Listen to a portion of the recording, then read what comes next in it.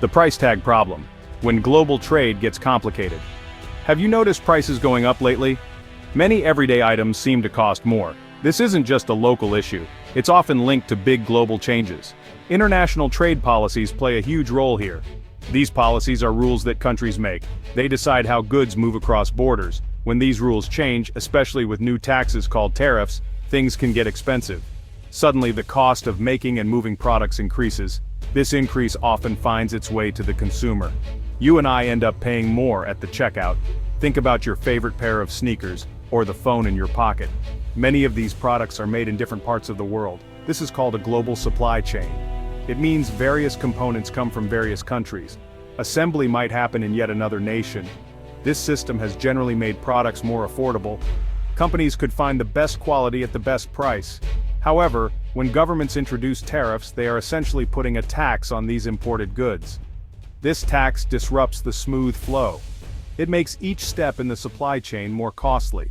The final product, therefore, reflects these added expenses. The year 2025 has brought new trade discussions to the forefront. Governments are re-evaluating their trade relationships. Some are imposing fresh tariffs on specific goods.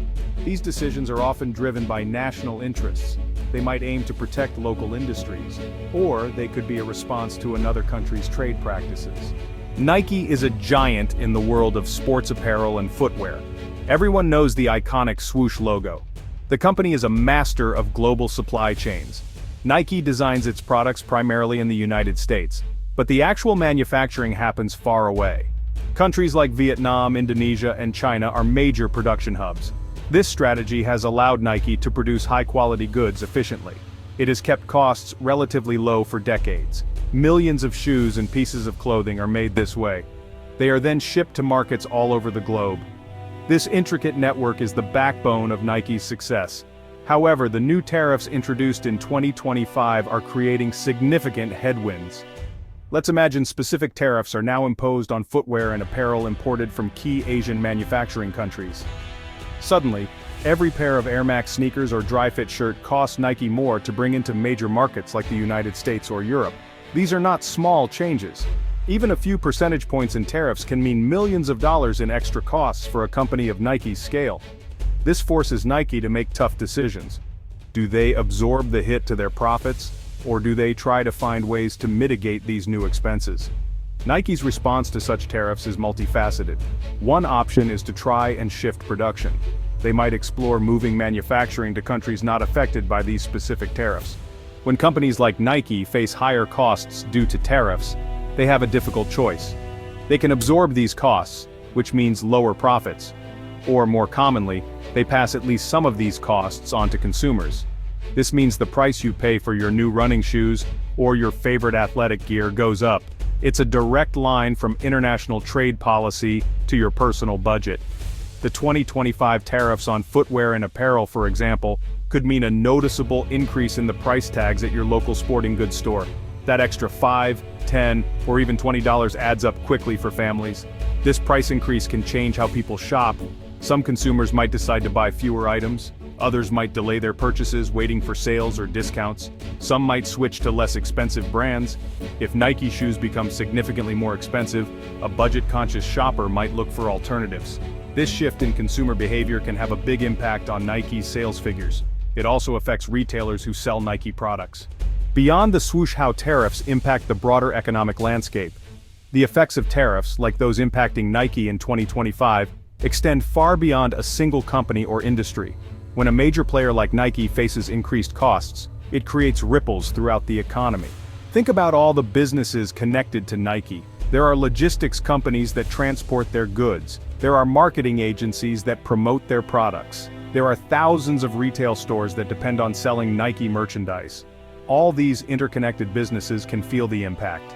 If Nike sells fewer shoes due to higher prices, then transport companies have fewer goods to move. Retailers see lower sales volumes. This interconnectedness means that tariffs on one set of products can lead to broader economic slowdowns. For instance, if consumers are spending more on essential tariff-affected goods, they have less money to spend elsewhere. Discretionary spending on things like entertainment, dining out, or other retail items might decrease. This can hurt businesses in completely unrelated sectors. the overall economic activity can shrink. Jobs might be at risk if companies are forced to cut back due to reduced demand or increased operational costs. The political game: why governments play with trade rules. Trade policies, including the imposition of tariffs like those in 2025, are not just economic decisions, they are deeply intertwined with politics. Governments often use tariffs as a tool to achieve specific political goals. One common reason is to protect domestic industries. For example, a government might impose tariffs on imported shoes to make locally produced shoes more competitive. The aim is to support local manufacturers and safeguard jobs within the country. This can be a popular move with certain segments of the population and specific industries that feel threatened by foreign competition. Another political motivation can be national security. Governments might restrict trade in certain goods or with certain countries if they believe it poses a risk to their security interests. A world wired together: the strains on our global economic fabric. The past few decades have seen our world become incredibly interconnected. This is often called globalization. Companies like Nike have built vast, intricate supply chains that span the globe. Raw materials might come from one continent, manufacturing from another, and sales from all over. This system has brought many benefits. It has led to lower prices for consumers.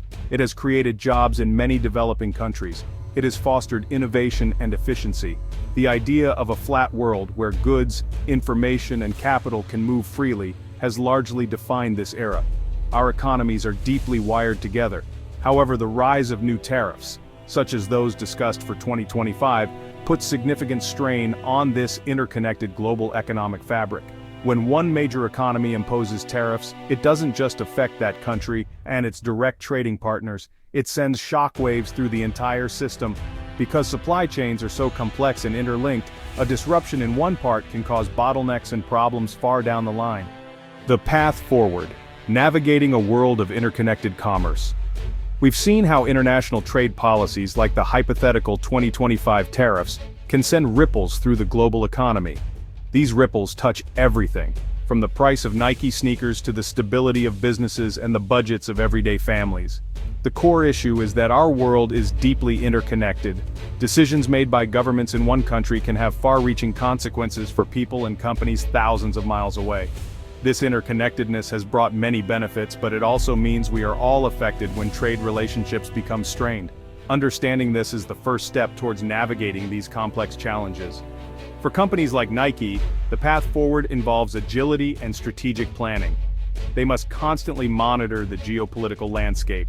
They need to diversify their supply chains where possible. Investing in innovation to reduce costs and improve efficiency becomes even more critical. However, companies cannot solve these problems alone. They operate within a framework set by governments. Therefore, constructive dialogue between businesses and policymakers is essential.